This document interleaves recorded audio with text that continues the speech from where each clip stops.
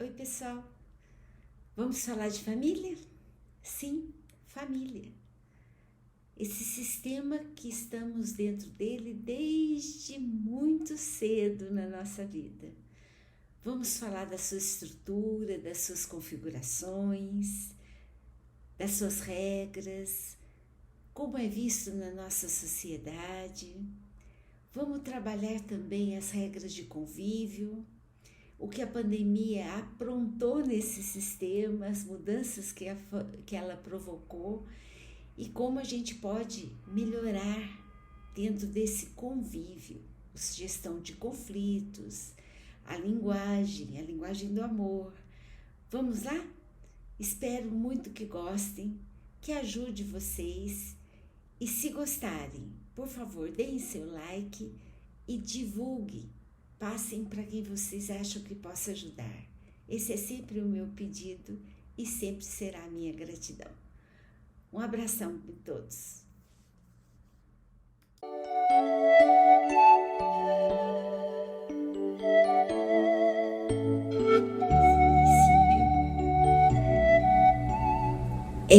É na família, na concepção, que começa a se formar o indivíduo.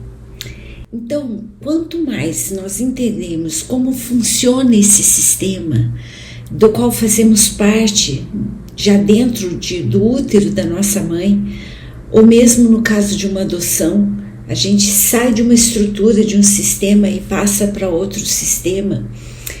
Desde muito cedo, nós precisamos nos responsabilizar sobre esse sistema. Quem sabe dando uma oportunidade de conseguirmos construir um relacionamento melhor, uma estrutura melhor no cumprimento da nossa missão. Veremos que família não é ter um companheiro e filhos, é muito mais do que isso. Todas as configurações possíveis de uma família puxam de nós papéis diferentes, estruturas diferentes. Então nós precisamos entender de uma vez o que é essa família, como ela funciona e como podemos viver melhor dentro dessa estrutura. Primeiro a gente vai ter uma curiosidade. Vocês sabiam que a palavra família vem do latim famulus, que significa escravo doméstico. Já vem com uma base de aprisionamento, né? Um sentido de escravidão. Eram grupos de pessoas que prestavam atendimento a outras pessoas na Roma Antiga e elas eram chamadas de fâmulos. Como era um grupo de pessoas que normalmente já eram de pais e filhos, né, parentes, todos numa comunidade, com o tempo isso foi se transformando no que nós chamamos hoje de família. Dizemos que a família é um aglomeramento, um agrupamento formado por humanos, né, por duas ou mais pessoas que estejam vinculadas normalmente de forma biológica ou forma afetiva, ligada a ancestrais também, né, que podem fazer parte dos ancestrais. Então, de forma legal ou forma só afetiva, o importante é que família é aquele agrupamento humano e constitui uma das unidades básicas da sociedade. O que significa isso? A sociedade se forma a partir da família.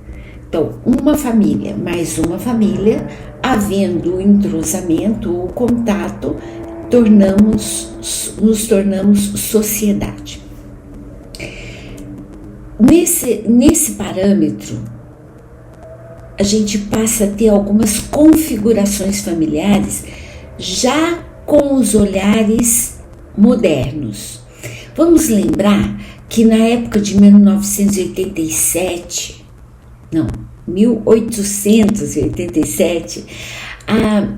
a família tinha o conceito do casamento, um homem e uma mulher se unem para terem filhos, esse casamento é indissolúvel e aí então se forma uma família. Com a evolução veio-se o divórcio, onde a pessoa pode construir uma família aqui e construir outra família com outro companheiro em outra condição.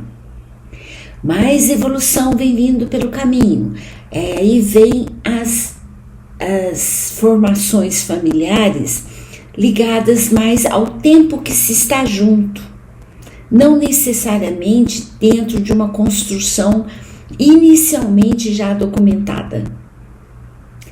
E existem casais sem filhos, são uma família, é uma configuração familiar. A união estável, como eu disse agora, duas pessoas se unem e convivem durante muito tempo, tornam-se uma família. 3 gerações sob o mesmo teto. Então, os avós, os filhos, os pais, né? E os filhos. Então, avós, filhos e netos, 3 gerações dentro do mesmo teto, também é uma configuração familiar. As famílias homoafetivas, então, homens e mulheres que se unem, homossexuais, se tornam família. Hoje já é reconhecido legalmente. As mães sozinhas ou pais sozinhos com filhos, a gente chama de monoparental, também é uma construção familiar. Amigos morando juntos. Quando existe uma estrutura de mais tempo, de mais prazo de convívio, esses amigos, num convívio estruturado assim, podem ser chamados de família também. Netos vivendo só com os avós, sem os pais presentes, são família também.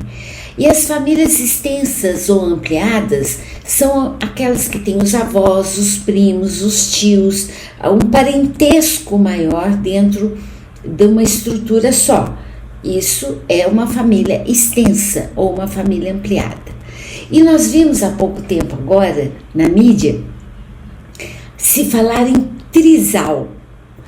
Já se está falando, ainda não é legalmente reconhecido no nosso país, a ideia da configuração familiar de 3 adultos que convivem juntos numa relação sexualizada, de uma rotina de um casal, mas é um trisal. E aí, nascendo um filho de uma das relações aí, 2 pais serão biológicos e o outro será afetivo. E nesse caso que apareceu na mídia, seria a luta dessa terceira pessoa em ter o seu nome incluído no registro de nascimento da criança, para se tornar tão responsável por ela como os próprios pais biológicos. Existe uma beiradinha na nossa lei que fala que se essa terceira pessoa conseguir provar o seu vínculo afetivo realmente profundo com essa criança e responsabilizada por ela, aí um juiz pode autorizar que seja colocado esse nome no registro de nascimento da criança. Mas até agora é novidade dentro da nossa estrutura familiar. Mas vejam bem que isso é bem cultural, né? Porque se olharmos já para um lado onde existem os casamentos de um homem com várias mulheres, como é na Índia, então são várias esposas para um homem só. Isso é muito cultural, tá? A monogamia, a poligamia é cultural. Indo em frente, nós vamos falar sobre o convívio. O convívio, seja de sangue ou seja só de coração, só o afetivo, parece ser aquilo que aguenta qualquer tipo de sofrimento, né? Enfrenta todas as batalhas. Nós sabemos que não é bem assim. Esse convívio não é tão fácil quanto parece. Esse convívio, ele traz, a gente tirando esse aspecto romântico do convívio, nós vamos ver que é preciso desenvolver estratégias de convívio onde a gente possa ter bem-estar no nosso dia a dia.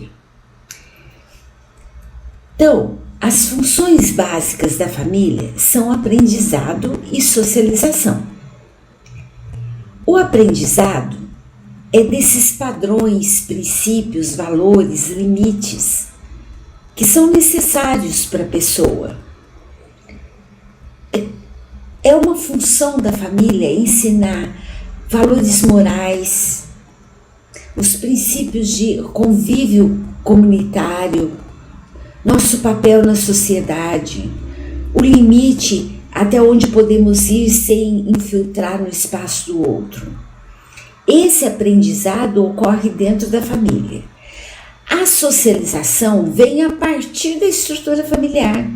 Começa na relação de intimidade, que é pai, mãe, né, os irmãos, depois a própria cooperação dentro da estrutura familiar, a divisão, então eu empresto, eu peço emprestado, eu divido o que eu tenho, e a interação, como ocorre essa troca.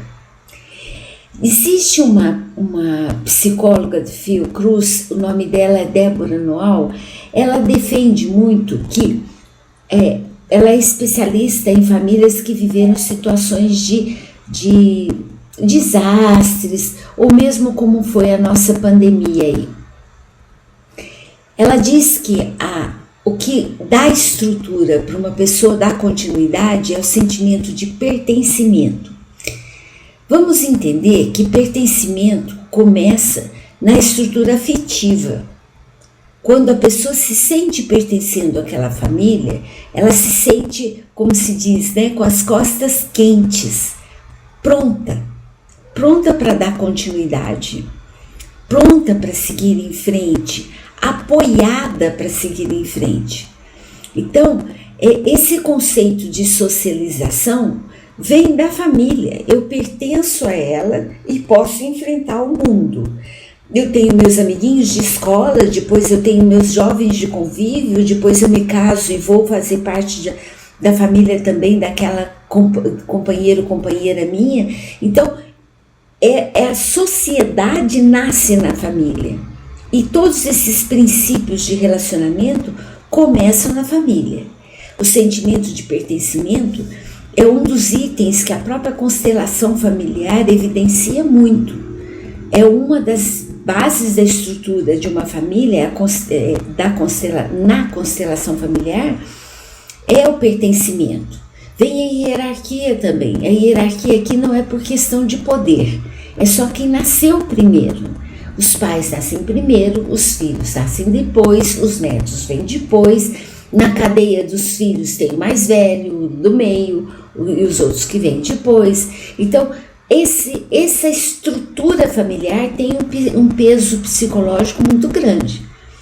A autoestima da pessoa está fundamentada nessas relações de intimidade que nascem dentro da família. Por isso, valorizar o que um filho faz, ou coisas do tipo que elevem a autoestima dele, o mínimo esforço de se tornar um bom aluno tem que ser considerado, tem que ser avaliado, tem que ser promovido. Essa pessoa cresce forte porque ela tem a estrutura dos seus pais, às suas costas dando apoio, e ela pode virar para o mundo e construir suas relações de sociedade a partir do que ela aprendeu dentro da própria família. E seguindo em frente, a gente vê que a pandemia provocou mudanças muito sérias, muito sérias. Toda a ideia de apoio, berço de amor, da compreensão, do afeto, lugar de lições e aprendizados, tudo isso teve que ser revisto, porque o convívio provocou muita quebra de regras, onde a pessoa começava a ter dificuldade de enfrentar a sociedade como ela é. Veja bem, há alguma regra específica que a gente costuma ter, que é o tempo da criança com o celular, numa tela, como se diz. Com a pandemia, muito disso foi quebrado. Houve um aumento expressivo de sofrimento. Veja só, mais casos de depressão, muito mais casos de pânico, ansiedade altíssima, aumento de alcoolismo, drogadicção, vícios com droga, a irritabilidade, muito mais briga, porque o convívio exige basicamente tolerância. E quando antes da pandemia nós vivíamos, a gente até passava pela manhã num tumulto qualquer, cada um ia para o seu lado. Quando encontravam-se os membros de novo dentro da família, uma grande parte do dia já tinha ido. A pandemia não. A pandemia nos colocou frente a frente o tempo todo, e aí não há emoção que resista a tanta pressão. Essa quebra de limites atingiu as crianças de uma forma muito pesada. Jovens e as crianças acabaram sofrendo mais porque elas perderam a evolução continuada dessa socialização que a gente falou agora e se viram diante de uma autoalimentação de motivação. Não tinha muita troca, e a troca tinha que ser através das telas. Como é que a gente põe limite em tela se o único parâmetro de socialização passa a ser a tela? E aí, se os pais começam a dar esse tempo de liberdade, agora com a volta para a rotina mais comum, nós vemos que as crianças e os jovens perderam esses limites. Eles não têm mais a noção de regras simples de convívio, que nós vamos ver daqui a pouquinho de uma forma mais estruturada. É importante que nós olhemos esse momento das coisas como está sendo o nosso exemplo. Nós, como modelo, o que estamos passando para o nosso filho? Nós, adultos, voltamos para uma vida mais comum depois, ou quase depois da pandemia, de uma forma mais lúcida, a gente tem mais resistência, tem mais experiência. Então, aqueles olhos da infância e do jovem que continuam nos observando, estão vendo como é que nós estamos agindo nesse retorno. Se aquela intolerância está sendo contaminada também no dia a dia agora, se de repente a paciência no trânsito virou um clima de guerra, estão lá observando. Se ao contrário há uma respiração, uma ponderação, uma calma, e vamos lá, vamos devagar, vamos entender, vai ver que essa pessoa está saindo hoje de casa e está afoita, sei lá. A gente tem que ir buscando a nossa forma de compreender o momento que estamos vivendo em sociedade, para que a nossa estrutura familiar se mantenha equipada, fortalecida, para enfrentar essas mudanças que a sociedade está impondo. Nós vemos no caixa de supermercado discussão, a gente está fazendo um documento, a pessoa está irritada, não está pacienciosa para nos atender, para nos explicar o caminho das pedras, é tudo no limite da paciência. Perdeu-se muito esse esquema da socialização que vem da família, porque dentro da própria família, com a pandemia, foi uma luta convivermos com o mínimo de paz, se tivermos paz. Que eu creio que muitas famílias daqui que estão me ouvindo, ou então nós no nosso cotidiano mesmo observamos assim, levantar azedo, impaciente, frustrado porque não podia sair de casa, já era motivo de querer novidades e querer ir atrás de coisas que não é possível dentro de uma pandemia. E aí vem a tecnologia tentando satisfazer, só que deturpa o nosso comportamento de interação social dentro e fora da família. Seguindo em frente, nós temos alguns valores que devemos expressar no nosso convívio. Esse respeito é o primeiro valor importante para entendermos como podemos estabelecer um convívio de paz, um relacionamento pacífico. Respeitar não significa que fazer igual ao outro. Nós não precisamos estar aceitando o jeito que o outro pensa ou o jeito que o outro faz. Respeito é permitir que o outro seja da forma que ele quiser ser. É uma capacidade de considerar os sentimentos das outras pessoas, a realidade que essa pessoa passou, como que ela convive, como que ela vive, como que ela reage. Vale isso para o meu filho, vale isso para mim com meu marido, vale isso para mim com meu irmão. Respeito. Das escolas, esse respeito ficou muito prejudicado com a pandemia.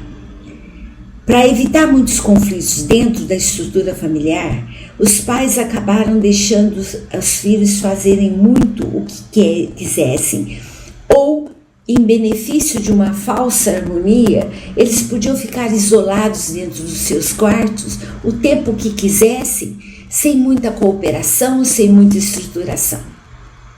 E aí eles perderam essa noção de que eles estavam sendo respeitados, mas eles não desenvolveram o respeito para o próximo. A reinserção social leva exatamente a provocar em nós a habilidade de nos colocarmos no lugar do outro. A humanidade passou pela pandemia.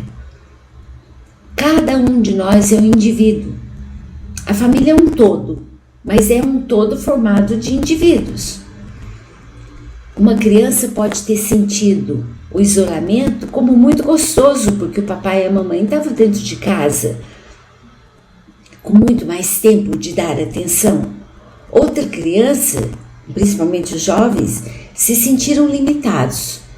Os jovens estavam na faixa dos 16, 14, 15 anos, né? E em diante, já desenvolvendo os padrões de sexualidade, de interação afetiva e até de opções sexuais, se veem fechados dentro de casa com a família, onde isso não é expressado.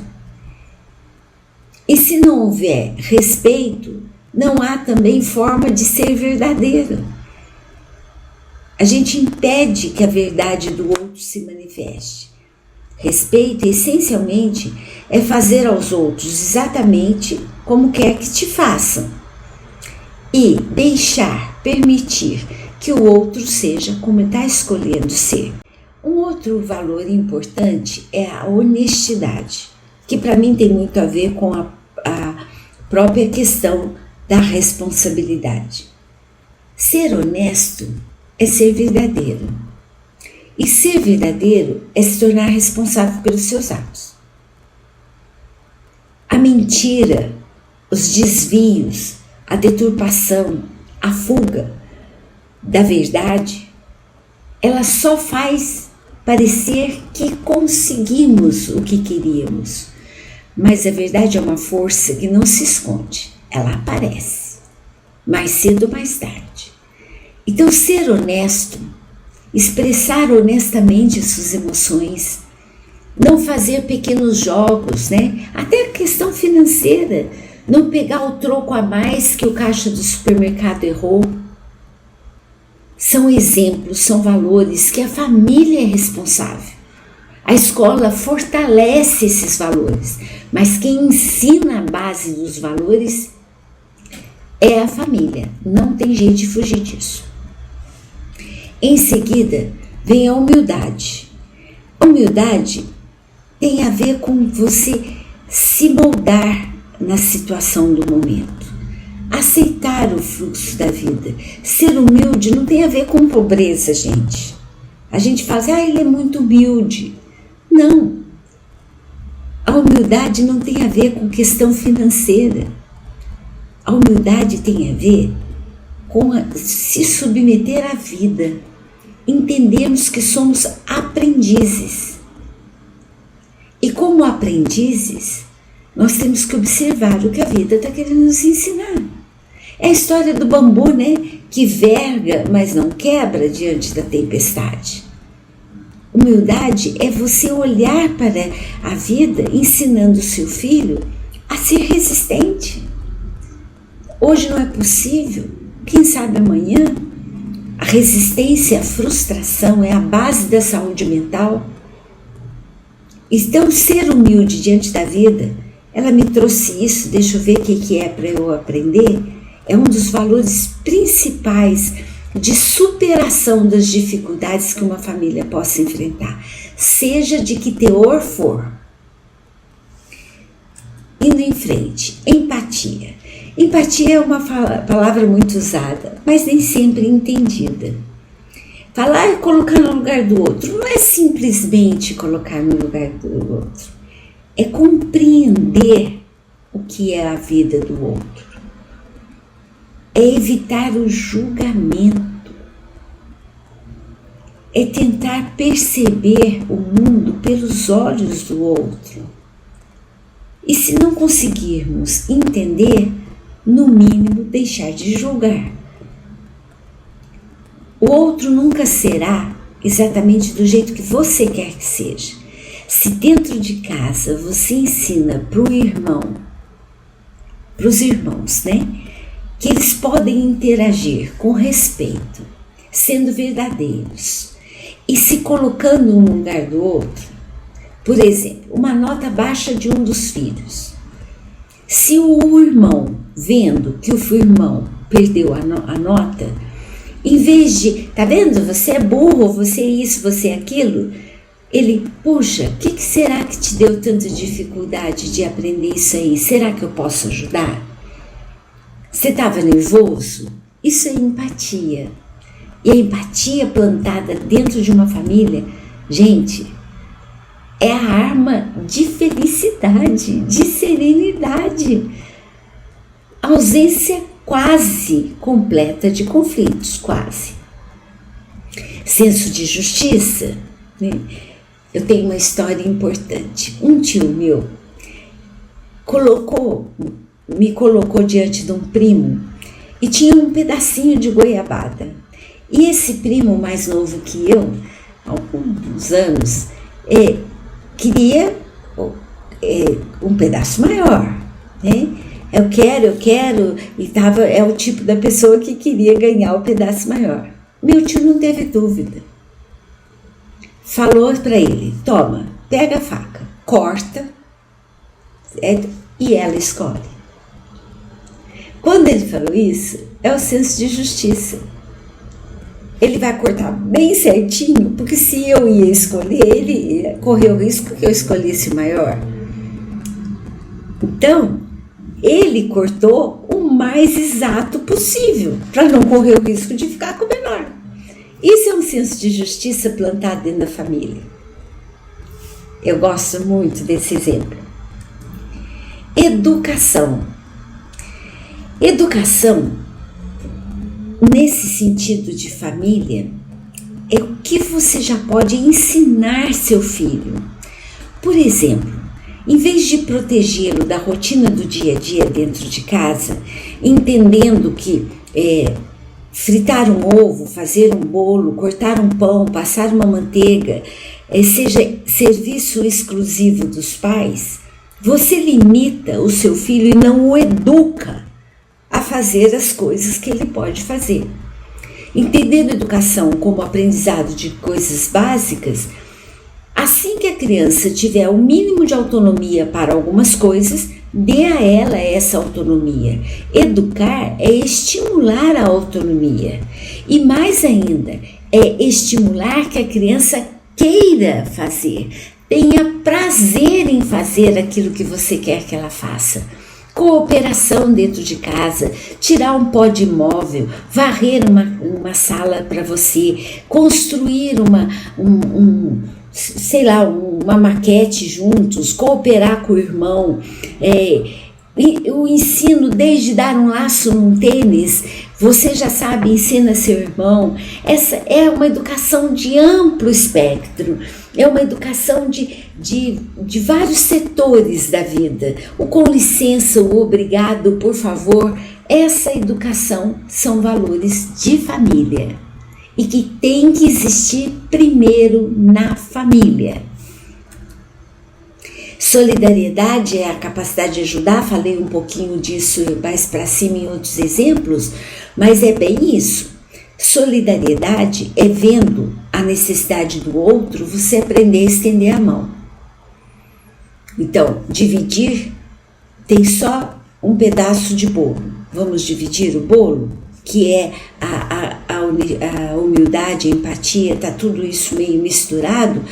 Mas é em casa que o ajudar, o cooperar, o dar um pouco de si para o outro, começa dentro de casa também. São valores que a gente não presta atenção. E temos que aprender a prestar atenção. Se a gente ensina isso para a criança, que adulto maravilhoso ele será. Só que na correria do dia a dia, a gente costuma não prestar muita atenção. A ética. Existe uma diferença entre ética e moral. A moral é o conjunto dos costumes. Por exemplo, não se faz xixi na rua, né? Um exemplo bem esdrúxulo. Outro costume é não saímos sem roupa na rua, é moral. Não devemos beber além do necessário, é moral. Mas quando a gente usa no nosso comportamento essas questões, essas regras, essas normas que regulamentam o convívio de sociedade, passa a ser ética. Então ética você vai no seu território e para onde começa o território do outro. É bem o limite, o respeito que nós falamos de agir, de movimentar a nossa vida considerando o outro. E tem como base a não fazer para o próximo aquilo que não quer que te faça. Certo? Acima de tudo, volto a afirmar que nós temos de ser o exemplo. Lembre-se disso. As crianças nos seguem. As crianças nos imitam em tudo. Bom, e finalmente a gente vai estar falando agora sobre a questão dos casais, porque não é possível falarmos em família sem entendermos também o relacionamento entre o casal, que é o suporte básico da família, certo?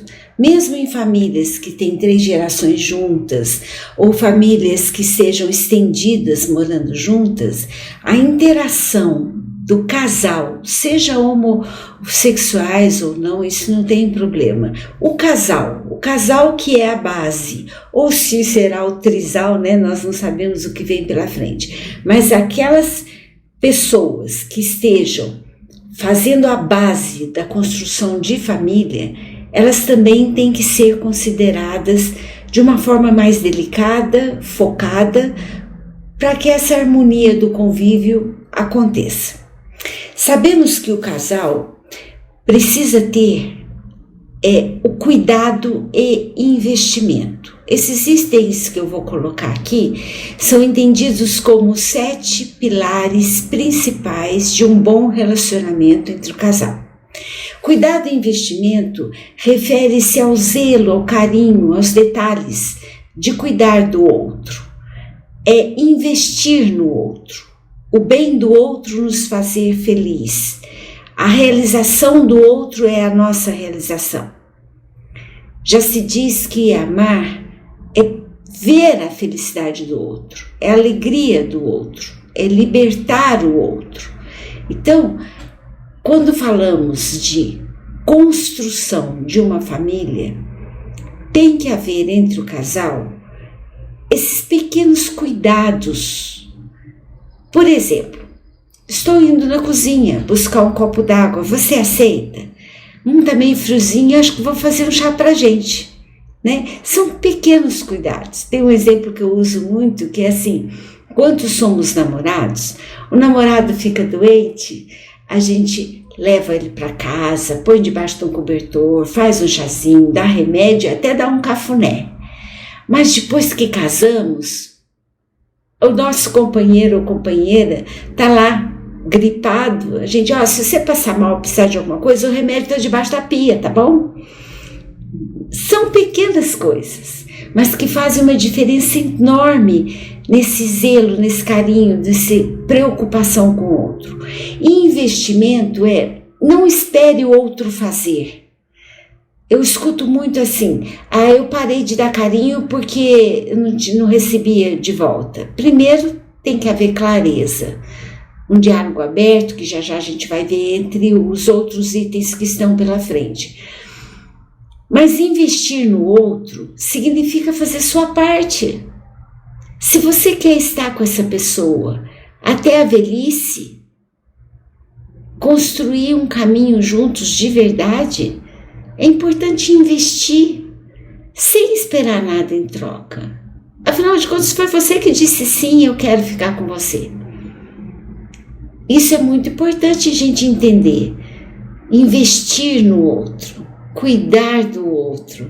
E pode ter certeza, quanto mais você faz, mais o outro faz por você.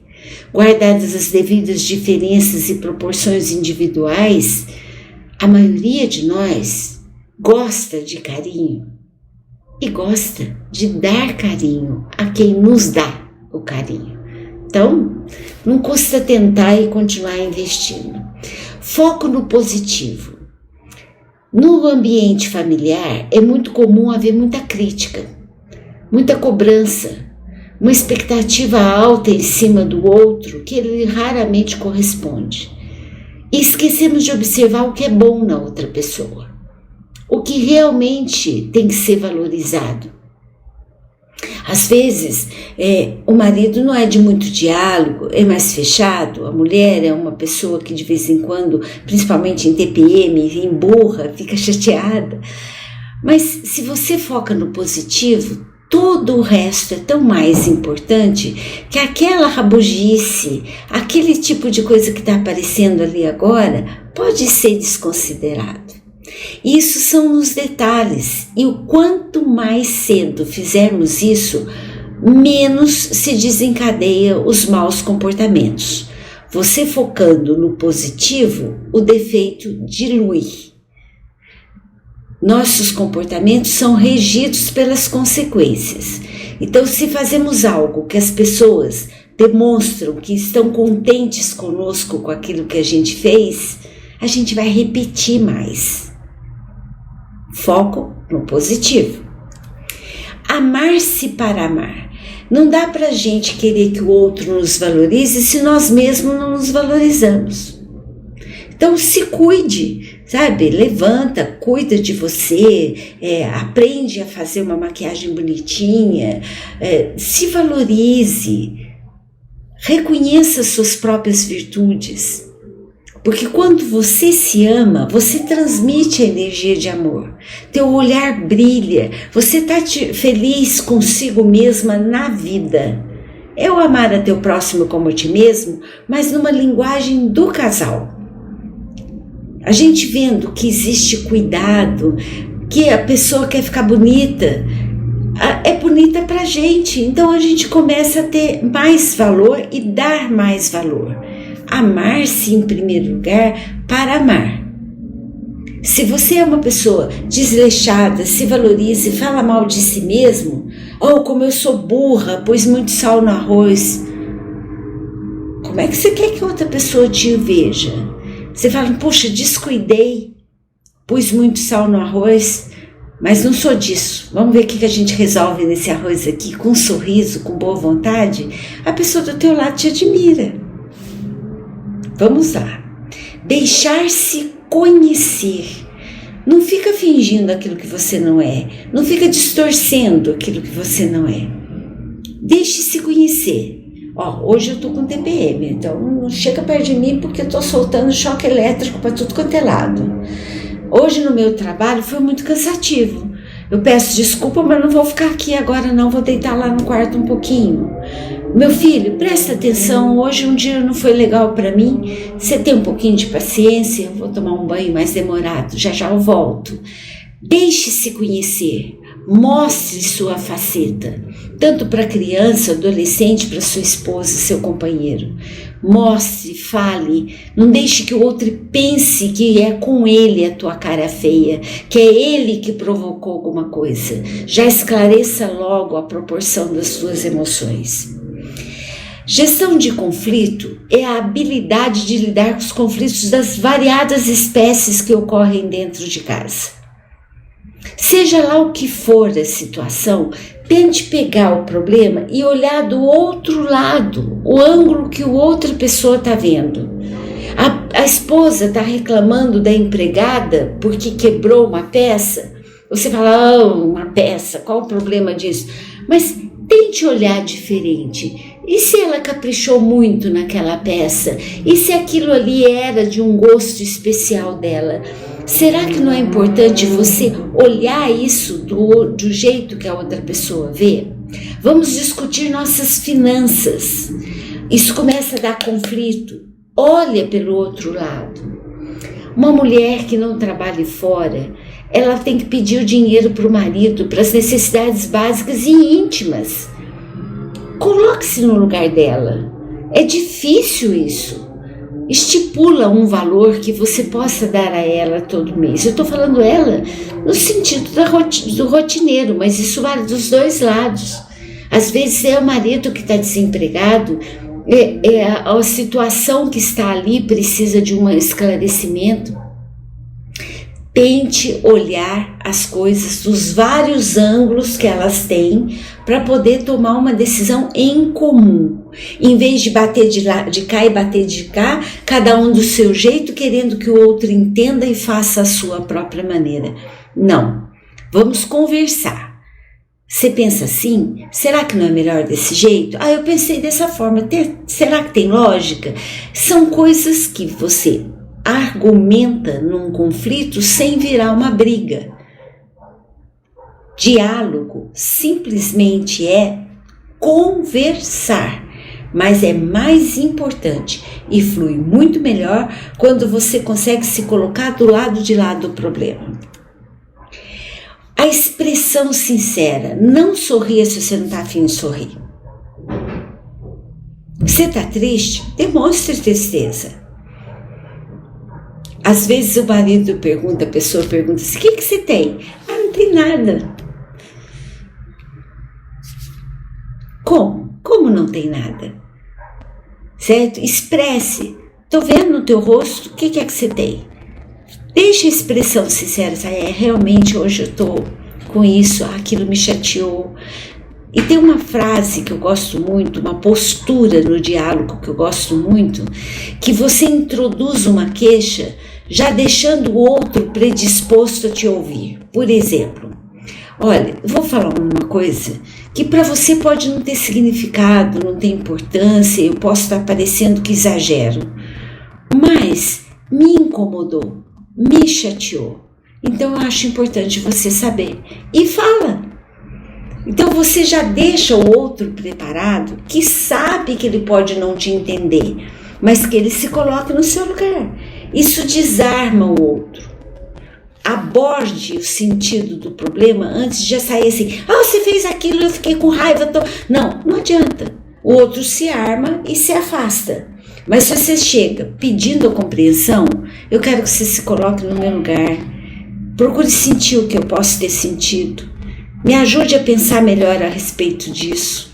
Você acha que você pode mudar um pouquinho nessa situação? E aí sim existe uma harmonia que gesta o conflito e é a expressão sincera do que você está sentindo.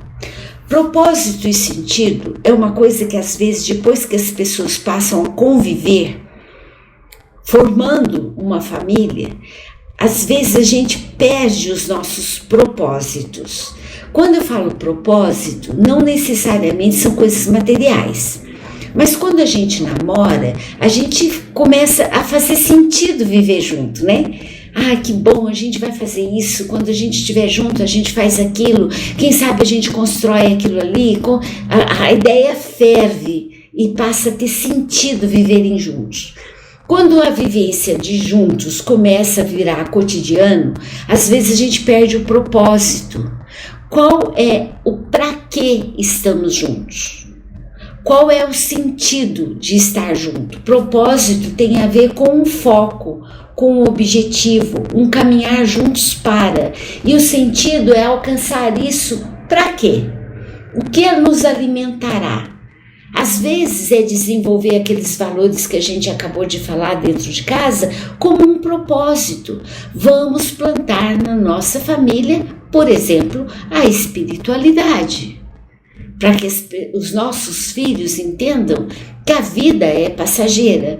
O que vale não é o que temos, é o que construímos, o que nos tornamos como pessoas. Esse pode ser um propósito.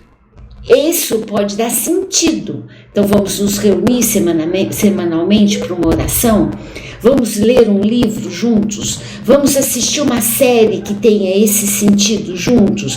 Não sei, mas é um planejamento, uma organização para que a vida flua em alguma direção em conjunto, todos os membros da família. Essa é uma historinha da evolução humana, certo? Como que nasce a estrutura de uma família, que pode ser mãe sem filho, sem marido, né? Mãe sozinha com os filhos, como isso passa pela vida e como a vida é finita. Eu gosto muito dessa apresentação. Deem uma assistida.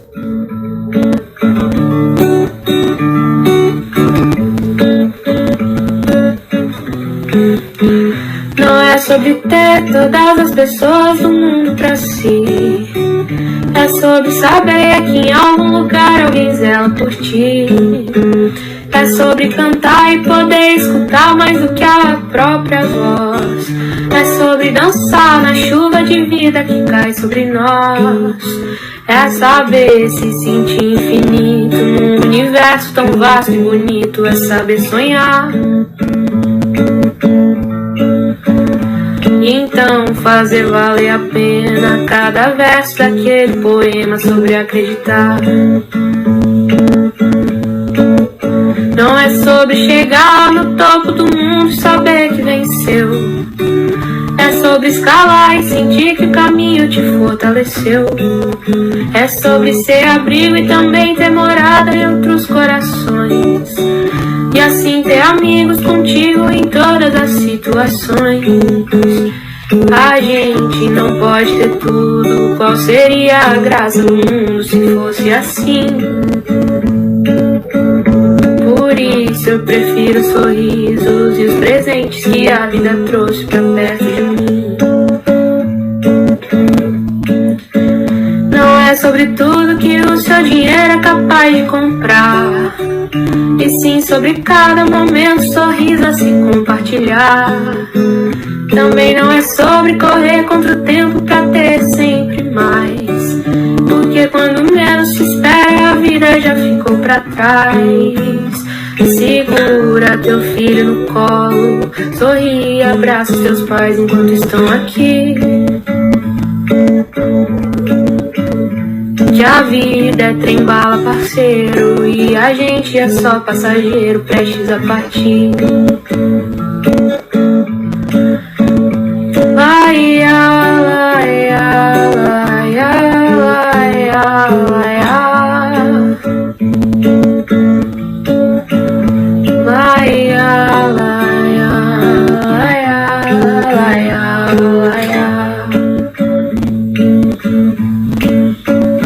Segura teu filho no colo, sorri e abraça teus pais enquanto estão aqui.